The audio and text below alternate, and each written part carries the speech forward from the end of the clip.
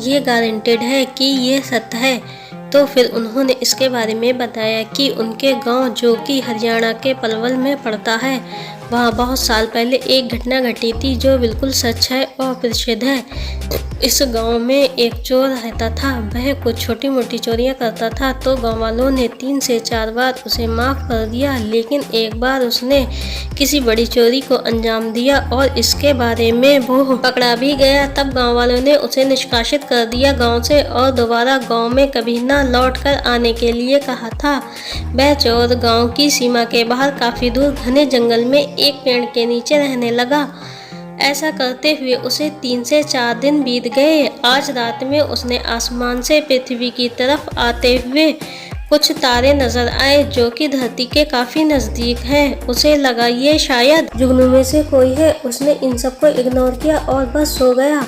पर 3-4 दिन तक ये सब लगातार चलता रहा। तब उसने एक बार फिर से जुगनू को देखा। तब उसे सोचा कि जुगनू हो या कोई भी एक ही जगह पर एक ही समय पर और रोज रोज कैसे आ सकते हैं। इस तरह की देखे जाने वाली घटनाएं बहुत रेयर होती हैं। भी अलग अलग प्लेस पर देखे जाते हैं। यहाँ तो रोज जुगनू या मेटोओराइट रोज देखने को मिलते हैं, वह भी एक ही समय पर।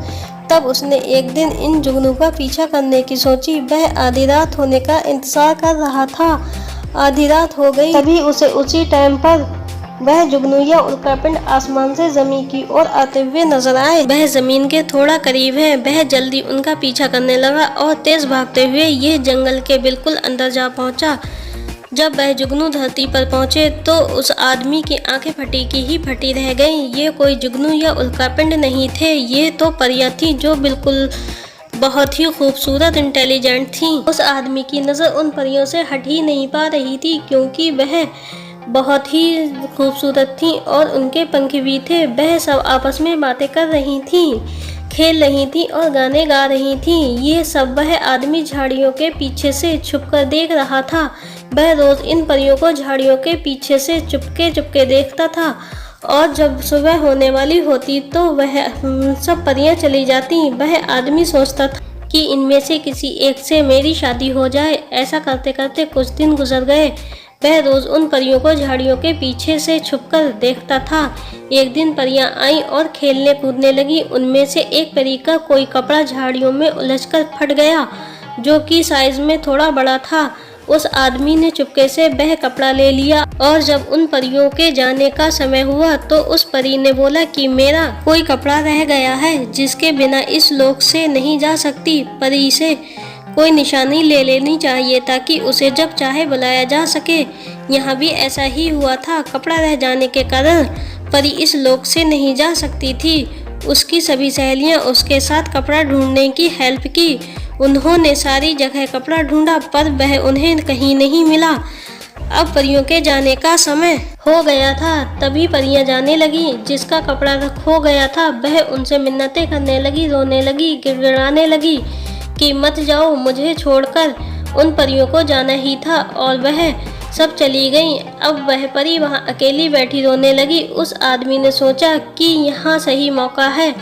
वह उसके सामने आ गया और बोला, तुम्हारे कपड़े मेरे पास हैं, मैं तुमको सबको रोज देखता था कई दिनों से। उस परी ने कहा, तुम मेरे कपड़े दे दो, जो चाहोगे मैं तुम्हें दे दूंगी। सोना चांदी हीरा जवाहरात, तुम्हें कई संपत्तियां देकर उसका मालिक बना दूंगी। तब उस आदमी ने कहा, मुझे ये सब कुछ नहीं चाहिए। तब परी ने कहा, कोई बात नहीं, तुम मुझे मेरे कपड़े दे दो, मैं तुम्हें अपनी खुशी से ये सब दे दूंगी। उस आदमी ने बोला, मुझे ये सब चाहिए ही नहीं। तब परी ने पूछा, क्या चाहिए तुम्हें? उसने कहा कि मैं आपसे शादी करना चाहता हूँ। परी ने कहा, ऐसा नहीं हो सकता, तुम जो मांगोगे, कुछ भी, जो भी, मैं वह दे दूंगी, तुम्हें अमीर कर दूंगी, पर ऐसा नहीं हो सकता।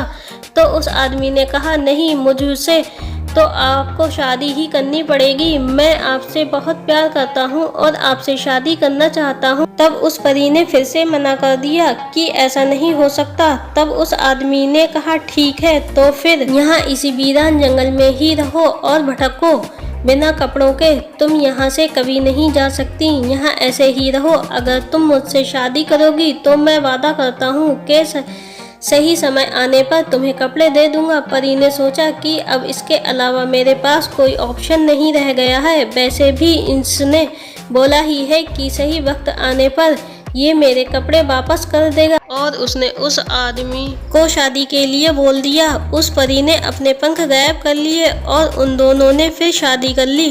कुछ साल बाद उनके 2 बच्चे हुए और कई साल बाद वह दोनों बड़े हो गए। फिर वह दोनों बूढ़े हो गए। उस आदमी की आयु भी 70 साल की हो गई। वह परी भी बूढ़ी हो चुकी थी। उन दोनों के पोता पोती भी हुए।